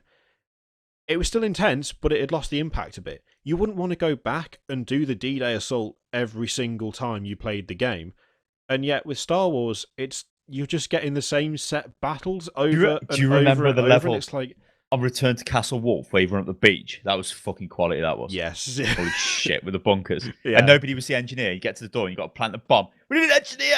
Yeah. I'm the fucking flamethrower guy because the flamethrower was solid in that game. But yeah, it's awesome. Like I kind of liken it to that. It's like it is amazing the first time, and it's really intense, and it's like it properly like. It's a proper gaming experience. It's almost like a single-player mission, isn't it? It's like you've done it once, and that's you don't. I mean, like it's like you want something Call of Duty's across the Volga into Stalingrad. That mission's great, but you're not going to keep going back and playing it over and over again. It's going to get boring if you've done it 5, 6, 7 times. Yeah, and I think that's it's lost its impact. That's part of the problem with Battlefield, with Battlefront, where it's like you've got these big set piece maps, and it's like, do you remember this from the films? Do you remember that from the films? Yeah. I've seen the films a few times. I've now played that map. What else have you got for me? Oh, you haven't got anything else for me. That's what you've got. Yeah. That's the whole draw of the game. It's like play the Battle of Hoth, and then you go, okay, done that. Oh, you want me to do it again? Oh, hang on, we've only got 4 maps, so I've got to do it again in half an hour. Oh, I'm doing it again and again. That doesn't appeal to me, and I'd imagine it doesn't appeal to a lot of people. Just because I feel like something like that needs to be like a really exceptional experience for it to really last. It needs to be something that is slightly different every time. There's little things that you'll notice, little things that will draw you back in. And when the only draw like is a complex unlock system, yeah, or a system where you can advance your character and make it. I mean, you can kind of advance your character and whatnot, but it isn't like the level of Call of Duty and all of that. Whether you like those systems or not, it's irrelevant because those are the audience they're trying to peel away with this game. And we're looking at Call of Duty has been one of the most successful Call of Duties for a while, hasn't it, this year? Yeah. So yeah, it'd be interesting to. I think it will be interesting if it picks up around the film launch. I'm sure it will do. I'm sure it will start to pick up sales when that comes around. But I'm kind of not surprised that GameStop says it hasn't done that well. In a way, GameStop saying it hasn't done that well isn't a great metric, But I have to admit, in a way, I'm kind of surprised that it's like they only want 13 million by March 2016, because I'd have thought that they'd want that kind of. I know it's a lot, but as we keep saying, it's Star Wars. You know, I at first it was like this could be the biggest release of the year. I mean, what's Fallout 4 at now? That's sold some insane number. I think we just overstated that, and I think everybody's fell into this trap, and even EA and Disney, where they just thought it would, because it's Star Wars and it looks so damn good, and it really gave you the impression that you're in a Star Wars battle, it will sell like shit. But what they failed to realize is that apparently has not worked, because once somebody plays it and tells their mate, well, actually, there's nothing to this game, they don't buy it. Yeah, and I think that's what's happened. I mean, look at YouTube. YouTube's like the modern example of this. If your mate down the pub or whatever telling you what games he's played recently, everybody, even guys who really like the game, still say it's light on content. And it's often thrown around where, you know, if you're a diehard Star Wars fan, you'll love it. But me and you are diehard fucking 40k fans or Warhammer fans. We don't buy every 40k game. No. In fact, we're like, look at this shit. I'm not even playing it. So. Yeah. Just because it's got the name, it still has to have some sort of quality or substance. Otherwise, it's just not going to do well. Because at the end of the day, no matter how much you like something, if it doesn't provide what you want, you're not going to play it and you're not going to buy it. And I mean, I like Star Wars. And hey, my last point on this is it is a fun game, but it's got such a limited lifespan in my eyes, unless they like douse it with content. People compare it to Titanfall, and I don't think that's fair, because Titanfall would like 10 times the content in it compared to Battlefront. Yeah, Titanfall kept my interest for about 2 weeks of solid gameplay, and then once I reached the max level, realized what gun was the best. There was only a few guns. What Titan build was the best, and I was just going around killing people. Then it became boring. Yeah. You know, it's why isn't Overwatch boring after fucking hundreds of hours of playing it? Because it's a game designed with loads of different ways of interacting, and everything's different every time. The map might be the same, but the game's totally different every single time. Yeah. You don't get that with the Hoth. You know you're going to lose as the Rebels. You are going to lose unless you get really lucky. I think out of all the games I played on the Hoth during the beta, so there might be some slight balance changes now, but I don't think there is. You're lucky if you win 1 in 10 as the Rebels. It's a poor ratio, and it makes you not want to play as the Rebels. It's just like, I'm only playing this so I can actually win the game next time. Because what one of the issues with it was you get the you could use the snow speeders to trip up the walkers, but they're so slow and so like unwieldy that they just get destroyed by everything. A TIE interceptor against it. I mean, and rightfully so. A TIE interceptor should annihilate a snow speeder. Let's be honest. But it just meant it was impossible to do it. So yeah, there were instances where somebody might leg up one walker, somebody gets the other one, and it's fine. But yeah, very cinematic experience, good graphics, good sound. Just not any game really. Yeah, no substance. And you need substance to sell. Contrary to what a lot of publishers believe, you do actually need substance to sell. So you know what? This is weird. Did you think Teenage Mutant Ninja Turtles was dead? Because I did, but apparently it's not. Yeah. Platinum Games. I mean, this is weird again. They just Games are making Transformers game. Yeah, they did. Are making a Teenage Mutant Ninja Turtles title. So this could be amazing. You guys, I'm sure you're all familiar with Platinum at this point, but they made Bayonetta and Vanquish. I'm sure I played Vanquish and Revengeance, and they are, and in fact, they also did Transformers Devastation, which was a pretty decent game actually. And now they're doing Teenage Mutant Ninja Turtles: Mutants in Manhattan.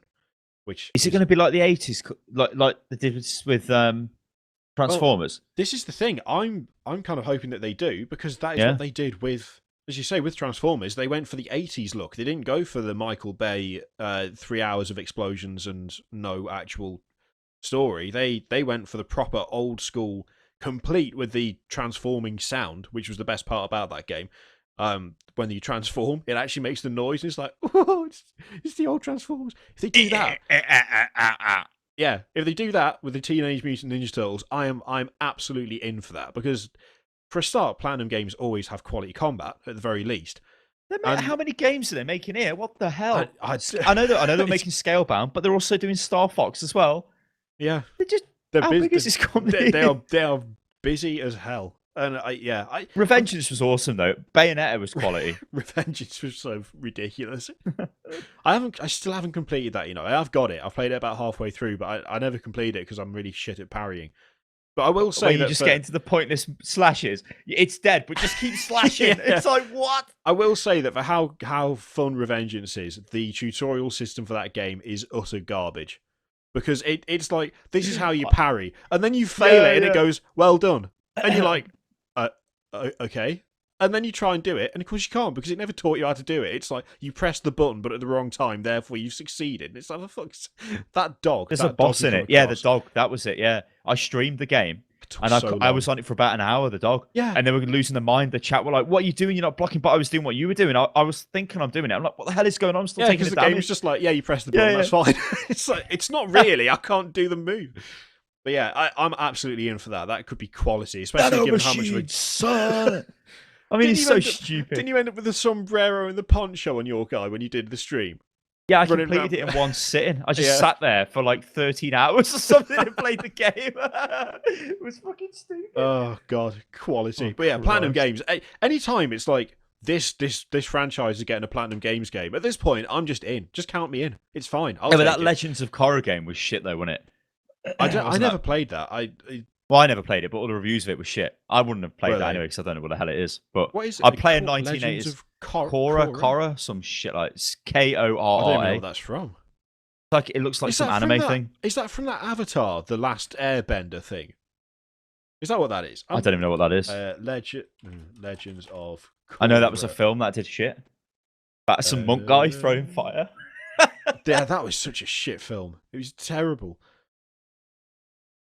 Yeah, okay, so it's a sequel to Avatar: The Last Airbender, which was a terrible film. That was what a mess that was. At some point, someone killed a fish, and then everything went wrong. That's all I take away from that film. Also, when they're talking about how they've all got the ability to bend elements, so it's like water and fire and air and earth.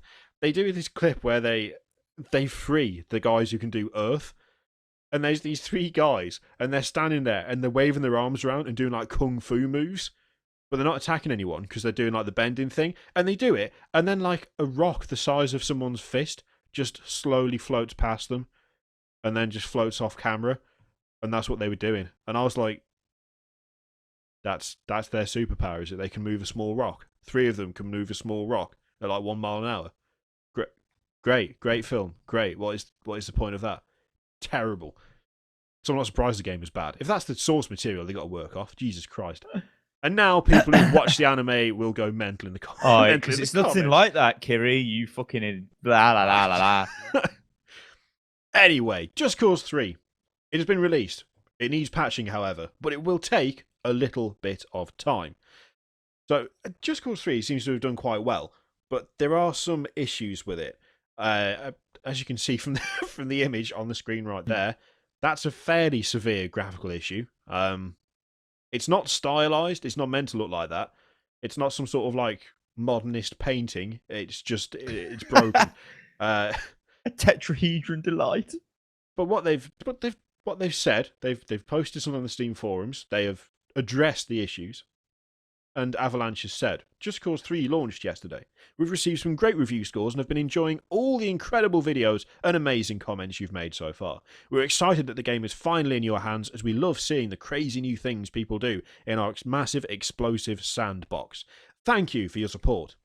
However, we know that some of you are encountering some technical issues. We're looking into them and we're fully committed to providing you the best possible experience. We know that you're going to want specific information on when a patch will land and what will be fixed. We would love to give you that information, and we will as soon as we have it. But right now, a little over 1 day since we launched, we have huge numbers of players in our enormous game world, and we're monitoring all the data coming in. We need a little bit of time to recreate some of these issues and build fixes. Rest assured, though, we are fully committed to making Just Cause 3 as awesome as possible. We already know loads of people are having a blast with the game, but we'll do all we can to make sure everyone is laughing and smiling as they play. If you do encounter any issues, please contact our customer support here. We'd recommend PC players also visit the Steam forums, as there are a number of tips there that could improve or fix some of the issues that have been reported. So thanks for your patience, and we'll come back to you with more information as soon as we have it. That's a really weird response. I'm not going to lie. I'm kind of used to companies going, okay, we've got some issues. There will be a patch on this day or within however many hours. We shall fix it and so on. I read this and I was like, so they're just like, yeah, we'll fix it eventually. What? It doesn't seem very satisfying somehow. It seems like they, first of all, didn't know that this stuff was a problem, which kind of seems a bit weird. Well, Avalanche they made something else, didn't they, recently? Mad Max. Yeah. But I found out that they've got two different studios. The main studio did Mad Max, and the satellite studio did Just Cause 3, from what I've read. So I don't know whether it's because Mad Max, generally speaking, was pretty damn solid performance-wise. I didn't really see any issues in terms of, you know, technical problems or anything. It was really well optimized as well. Well, all right. So I streamed this game, and it did crash on me once, but then it worked perfectly fine. Yeah. And I've got an NVIDIA 780 GTX, and I'm like, I mean, I was streaming the game and I was playing it, and I was getting over 60 FPS all the time, and I didn't have any kind of issue with like things not loading in or anything. And I played it for about 4 hours. Yeah. I don't know, but it's one of those things, though, innit, where people there's people getting widespread issues with it, and it does need to be fixed. And they kind of acknowledge that, I guess, and they're going to do something about it, but we don't know what. I think it's just a weird response for it, because let's face it, whenever there's a game that comes out and there's, you know, issues with the technical side of things, like crashes or graphical bugs or glitches or whatever, generally speaking, the response that you get from that is, oh, we wholeheartedly apologize for this. We are looking into it, and we will have a patch available for deployment on so and so within however many hours or however many days. To instead get a kind of, thanks for buying it. We love the review scores. Thanks for making all these videos. It's really cool. We'll look into the problems, and we'll do something about it when we can. And yeah, just keep enjoying the game. It's a really casual kind of way to deal with the problem. I don't know whether it's better necessarily, or whether it's worse, or whether it's just a different way of dealing with it. But I don't know, it just feels a bit strange, given, you know, so many games recently have launched with horrendous technical issues, and the responses have always been kind of very, very sort of straight-faced, just, yes, we'll get onto that, we'll fix it right away, yes, thank you very much, let us know. Or alternatively, if you are having problems, then try this, there will be a patch available within blah blah. It's just a weird way to respond to it, and for it to just kind of turn up first on the Steam forums and not anywhere else, like on any official sort of site, because that's where it first got posted. I don't know, it just seems a bit weird. But if you are having problems with Just Cause 3, apparently they do know about it, and they are going to fix it at some point with some kind of patch. And if you want to look at the Steam forums, there's fixes there as well, and the occasional tip. So, you know, it should be fine. It's just weird, just a weird way to deal with it. I'm not going to switch over for this one, because there's no point. But do you remember, some considerable time ago, we talked about Tony Hawk's Pro Skater 5 and the fact that it was just a mess, a mangled mess, and how it changed graphical direction like a month before launch, went all cell shaded, and how there was going to be a patch for the game that was bigger than the game itself. Do you remember that? I can't remember how long ago it was. Maybe a couple of months now. The patch has finally arrived. So Tony Hawk's Pro Skater 5 has finally been updated. I remember they changed the engine, didn't they? They just suddenly made it cel-shaded or something. They just changed a load of stuff, and they... Oh, here we go. In fact, it even says 2 months it's taken them to produce this patch. And it's 7.8 gig, which is bigger than the game itself. And what they've added is additional levels. It's just a new game. Additional character campaigns. Improved lighting and this visuals. was really small though anyway, wasn't it? Like the install it was like of this a really was small game. Yeah. And then they released a patch that was, at least now we know why the patch is bigger than the original game, because it's the original game but with more content added to it. So there's now new lighting and visuals. There's an ability to regain special meter. There's pre-mission leaderboards. They've added the ability to return to free skate while in various missions and modes and stuff, which apparently wasn't available before, which is really pulled odd. a right face then. Sorry. I got a link for you, bloke. Fuck this. It's shit news. I don't care about it. I got a link. I'm going to send it you over Skype. Cutting edge breaking news. Yeah. It's breaking news, bloke. Breaking news. Is this gonna be Boom. something? Don't know why I screamed. Ah. Boom. Yes, excellent. No, this is good. good news. Yes, This is off good. we go. We- Off we go. We'll just. Oh shit! What have I just pressed? Nothing important. That's fine. You stop the recording. Please say you haven't. Yeah, no. We'll just fuck the rest of the stuff off. This is much better. So, Total War Warhammer Yes. or Total Warhammer developer disheartened by pre-order really? DLC reaction. So, how could they have been? Total War Warhammer developer Creative Assembly has told Eurogamer it found the negative reaction to game's controversial pre-order DLC disheartening. The announcement of Total Warhammer's release date, I'm just going to call it that now, I don't care what they say, back in October was overshadowed by an overwhelmingly negative reaction to the fact that the game would offer pre-order DLC. The game's Chaos Race would only be playable to those who are willing to purchase the game ahead of launch, which is a fucking stupid idea. This isn't exactly a new position that Creative Assembly finds itself back in. Back in Guys, 2013... I'm sorry, I'm shouting all over you again. Guys, let's release a game called World of Warcraft. But you know what? Let's put the orc race behind the paywall. So, back in 2013, Total War Rome 2 smashed pre-order records for the series, partly thanks to a similar deal that saw the Greek states, 3 playable factions, being sold as additional DLC, free to those that purchased Nobody early. cared about that, though. No one cared about that. Combined with no looked at the choice trailers and were like... and yet, Total War Attila walked the same path with the Viking Forefathers DLC being offered to those that pre-ordered. And now here we are again with the Chaos Warriors for Total Warhammer. The outcry this time around seems louder than ever, perhaps because the Chaos Race is such a core part of the Warhammer they're fantasy. not some random They are the Greek fucking tribe. God damn. The main enemy. The main enemy is DL. What? So there's a little interview with the guy from Creative Assembly, Rich Aldridge. I should have probably read what his position was. The game's designer for Total Warhammer. The guy. He is the guy. So Eurogamer, there are a number of people in the Total War community that aren't happy to see the Chaos Warriors being used as a pre-order incentive. Have you been surprised by that reaction? Rich Aldridge, yes and no. I think some people are always going to want to voice their opinion and be heard, and sadly that tends to be more negative than positive. They're a very important race and they do feature in the game. What we've decided to do is that we've added additional content and then made them playable. We didn't want to disappoint people. We actually thought that by adding more content that it would make it an exciting pre-order proposition for them. But certainly all of the criticism that we've taken and the comments that have been made, we have been absorbing and taking on board for future products. Not this product, future products. So it's still going to apply, just not to future products. So I think it's worth highlighting that right now. We've been absorbing and taking on board for future products, not this one. Idiots. What the fuck? Eurogamer, the announcement trailer for Chaos Warriors is something like 40,000 dislikes, which is kind of funny. Yeah. Rich Aldridge, it's disheartening, you know. You never like to see there being a negative aspect of the game, but it seems to be something which is becoming, sadly, a more common trend with a number of games. Rich, do you understand what 40,000 dislikes exactly means, Rich?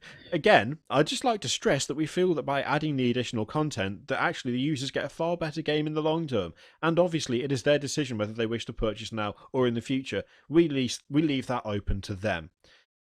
So, let's just clear a couple of things up. First of all, when he says that Chaos obviously play a big part in Warhammer Fantasy, that is an utterly stupid statement, because Warhammer Fantasy is basically about 2 races, humans and chaos. Now, there are other races involved. There's the dwarves, there's the vampire But they're all counts. aligned to either the humans or They're all aligned chaos, to either humans or chaos. The main conflict, as it is with Warhammer 40k, is between 2 essentially human races. And Age of Sigmar is the same. Age of Sigmar, exactly the same. same. Good against evil, yeah. So by locking the faction that is part of the core narrative for the game, part of the core narrative for that universe, behind a pre-purchase thing, it is utterly stupid. It's idiotic. It is meaning that, like, the basic storyline for Warhammer Fantasy is not available to people who don't pre-purchase.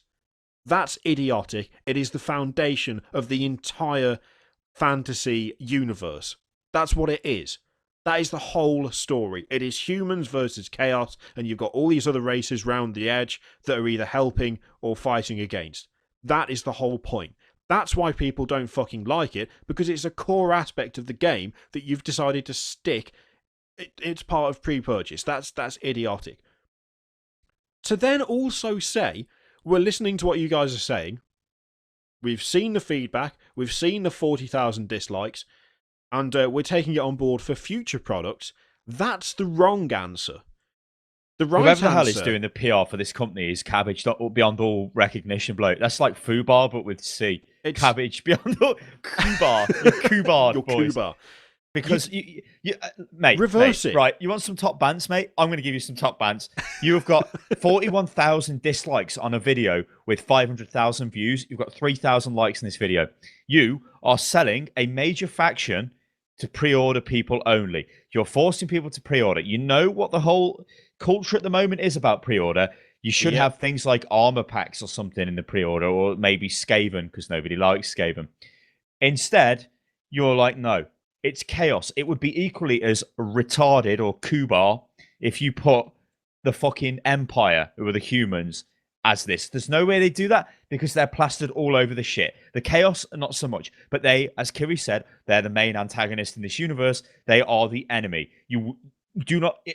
This is so ridiculous. What they need to do, and if I was hired, if I was working Creative Assembly right now, what you need to do is say, no, this is not DLC anymore. This is just in the game. And it's the only way you can solve this. Not saying we'll do it on future releases, because you'll suffer. This company suffers every single time it releases a game. Yep. Its best sales it ever did, Rome 2. Why? Because they showed the Battle of Carthage, and it looked amazing. I got the game, it ran at 2 FPS and was shit. The AI was shit, the whole game was shit. I'm like, I'm burnt, I'm not playing this again. I then came back to Attila. Really, I didn't care about Attila, to be honest, because I don't give a fuck about Attila. Rome is way more interesting to me. That had performance issues on the Overland map when cities were burning. I couldn't believe it. I'm like, what's happening? It's still laggy. Admittedly, the battles were much better, and that's fine. Then we've got something which it's very rarely that I would get burnt by Rome, how I have, and then go back to a company, right? Because it was such a disaster that game was to me. When I wanted it to be good, and it was shit. Now, though, they've got this golden ticket, this opportunity to win somebody like me back with Total War Hammer. So what do? They show me videos, bloke. It looks great. It looks visually the best Total War. It's got spellcasters and all this stuff. It looks really good. And then they go, oh, hey, Chaos is behind pre-order DLC. And then I'm like, excuse me? Can you imagine if Dawn of War 2 launched and Relic said, so the main campaign, it's about Chaos, but you can't play Chaos in multiplayer. You also can't do it in The Last Stand. And the Chaos campaign, you've got to pay for, you've got to pre-purchase to get that. Can you imagine the fucking uproar? And then they're surprised. The worst thing about this is like, yeah, it's kind of surprising how much backlash there is. Of course there's fucking backlash. It's a core part of the goddamn story, you idiot. That's the whole point of fantasy. That's what fantasy is. That's what it launched as in like 1980 something. You've had like 30 years to fucking work out how... 1983. You're right, I think it was 1983. Was it 83 or 82? Because 87 is 40k, I know that. Yeah. That's when I was born. So like... It was an omen. They've had like 30 years to work out that Chaos is the central enemy in fucking fantasy. 30 years. And then after 30 years, they've gone, yeah, we'll stick it behind pre-purchase. Are you fucking stupid? Like, are you actually even go on about, oh, we play the game. We really play the game. They had a big, at Eurogamer, they had tables set up playing fantasy, which I thought was funny because they were using the old rules, not Age of Sigmar. And the other thing as well, by far the worst thing is when companies say, oh, well, we thought this would provide a really good experience for the players. You know, 1983 it came out. Dead on. So actually, they've had 32 years, so it makes it even worse. So when they say things like, "Oh well, in fact, let me just get it back. Let me just get it back." I keep switching to a different tab because for some reason my monitor is insanely bright, even though I turned it down earlier. Yeah. Again, I'd just like to stress that we feel by adding the additional content that actually the users get a far better game in the long term. No, they don't. No, they fucking don't. Oh, no. That's just lying. Don't lie in your statement addressing people's dissatisfaction with these stupid decisions and say, oh yeah, well, we thought by locking Chaos behind a paywall, behind pre-purchase, we thought that by doing that it would make the game better for everyone. How? Do you want to fucking break that down for me? If you're watching, Rich, leave a comment below. How exactly does you locking chaos behind pre-purchase make the game better for players? How does it make it better? Surely the way to make the game better would be to take away your stupid, idiotic DLC strategy of getting people to pay for a core element of the fucking fantasy universe and make it just part of the core game. Surely that would make the game better for everyone. And then perhaps after that, you can add other races. You can add different stuff in. Maybe do that. Maybe don't lock something that important behind pre-purchase and then claim it's going to make it better for everyone. Because it clearly fucking isn't, is it? And also this idea, I hate this idea of pre-purchase pisses me off anyway. But not really for the reason that I think it pisses most people off. We talked about earlier, Joe Blogs on the street, he has bought Call of Duty. Battlefront comes out. He likes Battlefront, but he's just spent 60 quid on Call of Duty. Gaming is still quite an expensive hobby, really. It seems like a very won't people think of other people kind of almost communist approach. But I don't like the idea that because you cannot afford to buy the game a month before it comes out, you therefore don't deserve the entire game. That's a shit attitude. Oh, sorry, mate. So you won't actually have enough money to buy the game until next month because you're being very sensible and you're budgeting correctly and you're making sure you've always got spare. And by next month, you'll have 60 quid to buy the game. You can't afford it this month. Well, unfortunately, that means you don't get all of it. You weren't able to purchase it, so therefore you don't deserve it. What kind of shit attitude is that? What does that say about anything, really? That you can lock people out of genuinely important aspects of a game simply because they are unable to buy it. Because this is the thing, I think publishers look at stuff and they go, and Creative Assembly has done the same, where they look at the stuff and they go, well, if they really want it, they'll buy it early.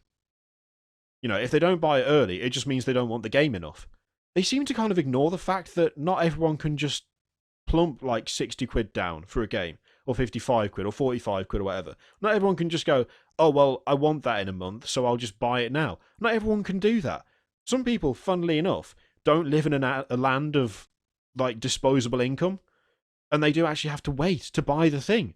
So poor whatever his name is, Joe Blow over there, he likes Warhammer Fantasy. Blow? I don't know. He used to play Warhammer Fantasy. Is he now on fucking crack? He is. He's on crack. That's why he's got no money. And he's like, I used to play Warhammer with my friends when I was a kid. I like the idea of this. But Joe, he has not got 45 quid to spend on the game right now.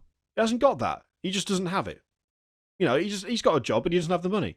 So instead he's got to wait. Oh, well, sorry, Joe. Sorry, you weren't able to buy it before, so you can go fuck yourself. Don't care about you. You didn't pre-purchase the game, therefore you don't get the thing that you should get in the game's release anyway. Goodbye. Why? Why have you added a qualifier to allowing people to get something that integral to the fucking game?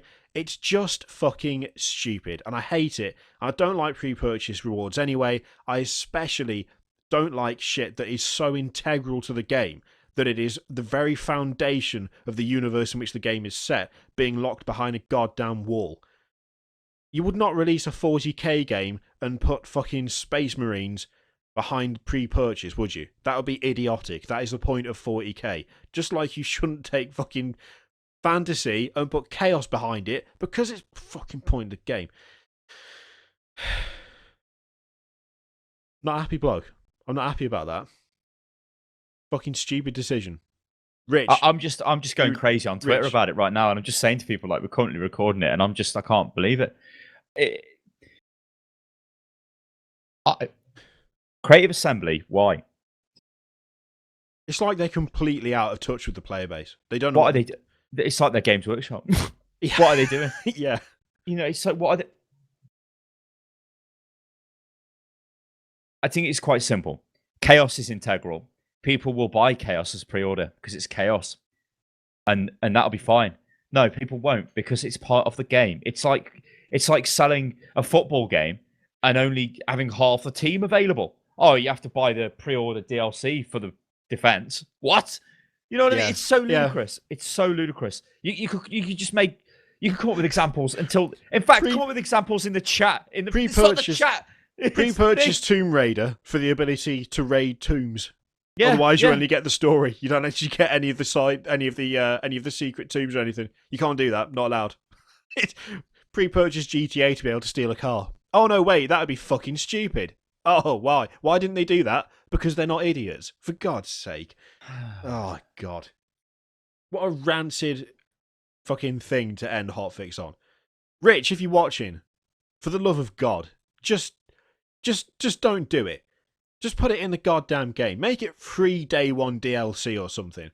I don't know. If you really want to charge for it, if you can't help yourselves, don't make it pre-purchase. Charge people a penny. And give them, like, in exchange for a penny, you give them the DLC and a video saying that you're sorry for being an idiot. Do that instead. But don't fucking put it behind pre-purchase. God's sake. Anyway, ladies and gentlemen. It's alright, I'm just having an argument with somebody on Twitter. That is the end of Hotfix for this week. No, yeah, boo. Well, we've got to record podcast, so that is the end of Hotfix. Yeah, boo, hey, boo, hey. Boo, fucking pub. Bad pants in it, mate. I'll put you home in a box. I'll send you home in a box. I'll put your girlfriend in a box. Is that what? No. Mate, yeah. What? I've lost it now. My train of thought it's thoroughly derailed. I just want to keep shouting abuse at Rich Aldran or whatever his name is. What is it? Aldridge? Yeah, Aldridge. God damn it, Rich. Why, Rich? Why, Rich? Why? Why? Why? Anyway, come back on Saturday for the podcast. Rich, why, Rich? Do you release things like a trailer which looks amazing and then say these things, Rich? Why? Why'd you do this to it? Rich, why'd you do it? Why'd you abuse us, Rich? Why? We're going now. We'll see Bye, you for the Rich. next one. Bye, Rich. You bastard.